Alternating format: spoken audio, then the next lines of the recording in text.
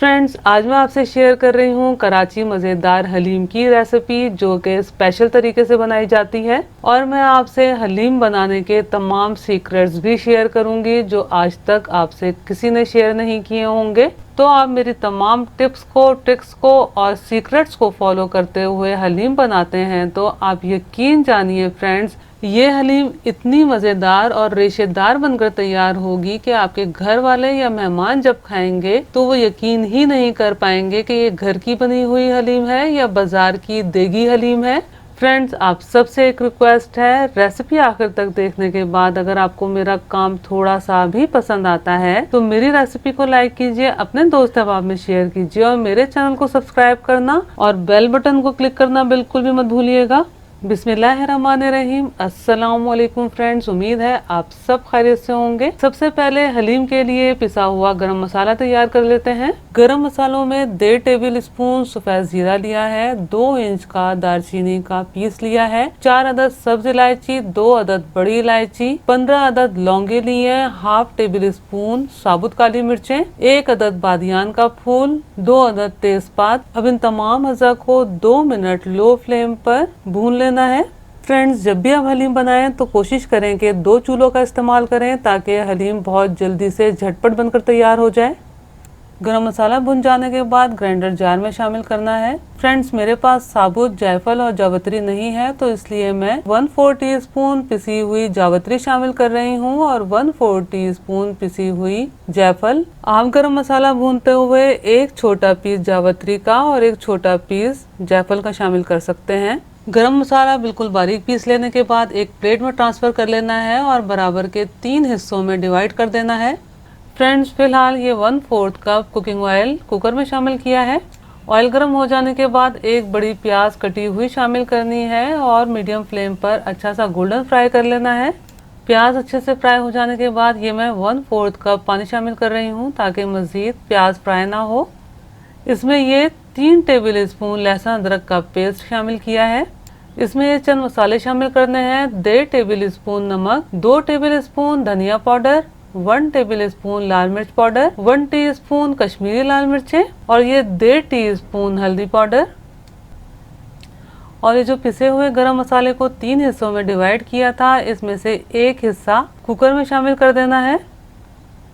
Friends, ये मैंने boneless बड़ा गोश्त लिया है जो कि नॉर्मल पीसेस में है क्योंकि मेरे पास यही अवेलेबल था, लेकिन आप कोशिश कीजिएगा कि गोश्त के बड़े पीसेस इस्तेमाल करें और हलीम बनाने के लिए रान का गोश्त इस्तेमाल करें। और दूसरा फ्रेंड्स, अगर आपको किसी भी किस्म की हेल्थ प्रॉब्लम नहीं है तो कोशिश करें कि हलीम घी में बनाएं और दूसरा तकरीबन 150 ग्राम के करीब चर्बी भी शामिल करें तो फिर हलीम का मजा और भी दोबाला हो जाएगा। फ्रेंड्स, मैंने हलीम में गोश्त के नॉर्मल पीसेस इस्तेमाल किए हैं, लेकिन आपने इंट्रो में देखा होगा कि हलीम फिर भी कितनी लेज़दार बनकर तैयार हुई है। बस अब गोश्त को मीडियम टू हाई फ्लेम पर 5 से 6 मिनट भूनना है। गोश्त बहुत अच्छे से भुन गया है। अब इसमें ये मैं तकरीबन 1.5 लीटर पानी शामिल कर रही हूँ। अब इसमें मीडियम टू हाई फ्लेम पर एक उबाल आने देते हैं। फ्रेंड्स, उबाल बहुत अच्छे से आ गया है। अब लिड को कवर कर देना है और वेट हिल जाने के बाद मीडियम टू लो फ्लेम पर 1.5 से 2 घंटा पकाना है। फ्रेंड्स, यहाँ आपने गोश्त और दालों के तनासुब को बहुत अच्छे से नोट करना है। ये मैंने जौ और गेहूं लिया है जिसे मैंने 5 से 6 घंटे भिगो दिया था। फ्रेंड्स, आजकल गर्मियां हैं तो सारी रात भिगोने की जरूरत नहीं है क्योंकि गेहूं और जौ में खमीर पैदा होने लगता है। अगर सर्दियां हैं तो आप सारी रात भिगो के रख सकते हैं। मैंने ये 1/4 कप गेहूं लिया है और 1/4 कप ही जौ ली है। अगर वेट में बात की जाए तो दोनों 125 ग्राम है, यानी कि ये दोनों मिलाकर तकरीबन 1 पाव बनते हैं, यानी कि 250 ग्राम है। और ये 1/4 कप ही चने की दाल ली है। हलीम में गेहूं, जौ और चने की दाल बराबर डाली जाती है। 1/4 कप यानी कि 50 ग्राम मसूर की दाल, 1/4 कप यानी कि 50 ग्राम मूंग की दाल, 1/4 कप यानी कि 50 ग्राम माश की दाल, 1/4 कप यानी कि 50 ग्राम चावल, फ्रेंड्स, गेहूं और जौ चाहे सारी रात भीगे हुए हों या 5 से 6 घंटे भीगे हुए हों, गलने में टाइम लेते हैं। अगर चने की दाल और दालें भी भिगो दी जाएं और फिर इनको एक साथ पकाया जाए तो फिर दालें वगैरह नीचे बहुत जल्दी से गल के बैठ जाती हैं और जल जाती हैं, इसलिए मैंने दालों को भिगोया नहीं है। अगर आप दालों को और चने की दाल को भी भिगोते हैं तो फिर चने की दाल अलग गलाइएगा और दालों और चावल का एक खिचड़ा सा बना लीजिएगा, यानी कि इन्हें भी अलग सा पकाकर और फिर अलग-अलग घोट कर हलीम में शामिल कीजिएगा। दालों को बहुत अच्छे से धो लिया है। तमाम दालों को वॉश करके पैन में शामिल कर देना है। जौ से पानी मैंने बहुत अच्छे से निथार लिया है और गेहूं में से भी पानी निथार के पैन में शामिल किया है।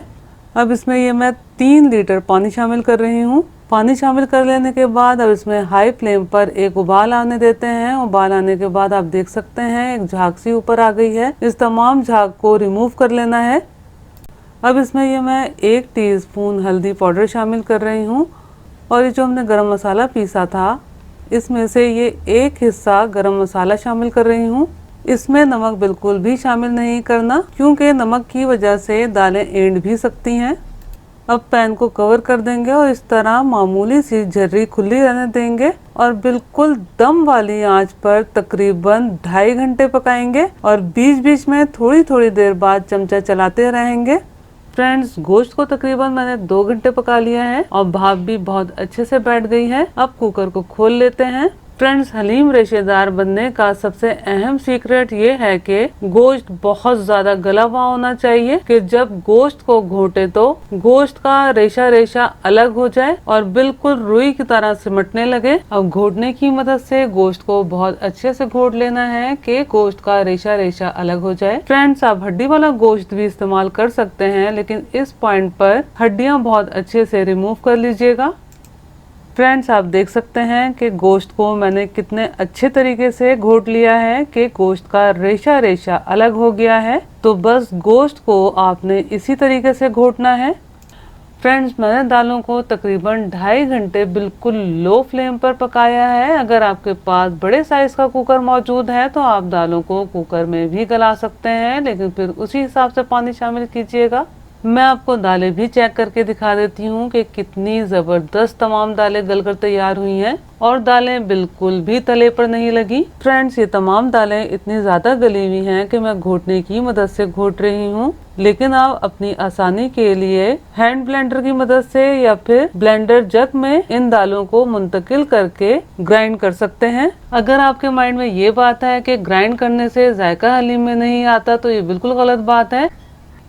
तमाम दालों को बहुत अच्छे से घोट लिया है। तमाम दालें बहुत अच्छे से घुटकर यकजान हो गई हैं। अब दालों में ये घुटा हुआ गोश्त शामिल कर देना है। फ्रेंड्स, अब आपको गोश्त का टेक्सचर भी सही तरीके से नजर आ रहा होगा कि मैंने गोश्त को घोट के किस तरीके से बिल्कुल रेशा रेशा कर दिया है। अब गोश्त को इस तरीके से तमाम दालों में बहुत अच्छे से मिक्स कर लेना है। मैंने गोश्त को बहुत अच्छे से दालों में मिक्स कर लिया है और इस वक्त मैंने फ्लेम को बिल्कुल लो रखा हुआ है।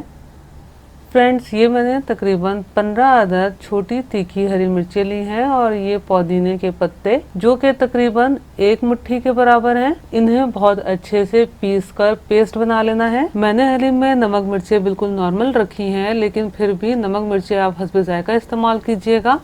हरी मिर्चों और पुदीने का पेस्ट हलीम में शामिल किया है और इसमें ये तकरीबन 1 कप के बराबर पानी खंगाल के डाला है।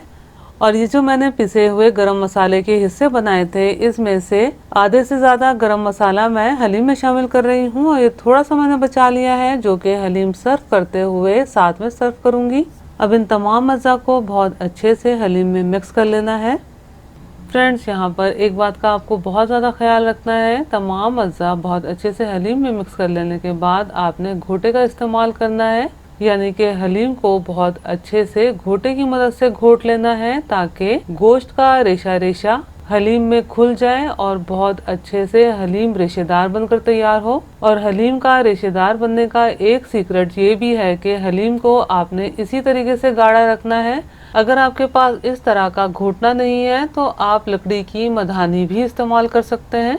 फ्रेंड्स यकीनन हलीम बनाने में टाइम भी बहुत ज़्यादा लगता है और मेहनत भी अच्छी खासी होती है, लेकिन नतीजे में लाजवाब हलीम बनकर तैयार होता है। फ्रेंड्स लो फ्लेम पर मैंने तकरीबन 8 से 10 मिनट हलीम को घोटा लगाया है। हलीम बहुत अच्छे से घुट गई है। ये हमारी मज़ेदार और लाजवाब हलीम बनकर तैयार है और आप देख सकते हैं कितनी रेशेदार हलीम बनकर तैयार हुई है। फ्रेंड्स अभी तो इसमें मैंने गोश्त के नॉर्मल पीसेस इस्तेमाल किए हैं, लेकिन जब आप ये हलीम बनाएं तो गोश्त के जब बड़े पीसेस इस्तेमाल करेंगे तो फिर और अच्छी रेशेदार हलीम बनकर तैयार होगी। अब हलीम के लिए बघार तैयार कर लेते हैं। 1 कप कुकिंग ऑयल अच्छे से गर्म हो जाने के बाद ये मैंने एक बड़ी प्याज स्लाइसेस में बारीक कटी हुई शामिल की है। अब प्याज को अच्छा सा गोल्डन फ्राई कर लेना है। फ्रेंड्स प्याज अच्छे से फ्राई हो जाने के बाद ये मैं तमाम प्याज इसमें से निकाल रही हूँ, जो कि मैं हलीम सर्व करते हुए साथ में सर्व करूँगी। तमाम प्याज निकाल लेने के बाद ऑयल में ये मैंने 2 चुटकी लाल मिर्च पाउडर शामिल किया है, जो कि ऑप्शनल है। फ्रेंड्स ये तकरीबन तमाम ऑयल मैंने हलीम में शामिल कर दिया है, लेकिन थोड़ा सा मैंने बचा लिया है जो कि मैं हलीम सर्व करते हुए इस्तेमाल करूंगी। फ्रेंड्स आप देख सकते हैं कि हलीम का कितना अच्छा टेक्सचर और कलर आया है और ये हलीम बहुत मज़ेदार, रेशेदार और लाजवाब बनकर तैयार हुई है और खुशबू तो इसमें से आउट क्लास आ रही है। फ्रेंड्स जब आप ये हलीम सर्व करें तो इसे तली हुई प्याज, जूलियन कट अदरक, हरी मिर्चों, लीमू और जो हमने ऑयल अलहदा किया था उससे गार्निश करना मत भूलिएगा। और हलीम के साथ पुदीने के कटे हुए पत्ते भी ज़रूर सर्व करें। फ्रेंड्स जाहिर सी बात है ये हलीम है तो आप हलीम रूखी भी खा सकते हैं और तंदूरी नान के साथ भी नोश फरमा सकते हैं। फ्रेंड्स आपने मेरे तरीके से हलीम ज़रूर बनाना है और मुझे कमेंट्स करके ज़रूर बताना है कि आपको ये कराची मज़ेदार हलीम कैसी लगी। अल्लाह हम सब का दस्तरख्वान हलाल रिस्क से वसी तर फरमाए, आमीन। मुझे भी अपनी दुआओं में याद रखिएगा। अपना बहुत ख्याल रखिएगा। अगली रेसिपी की वीडियो तक के लिए अल्लाह हाफिज़।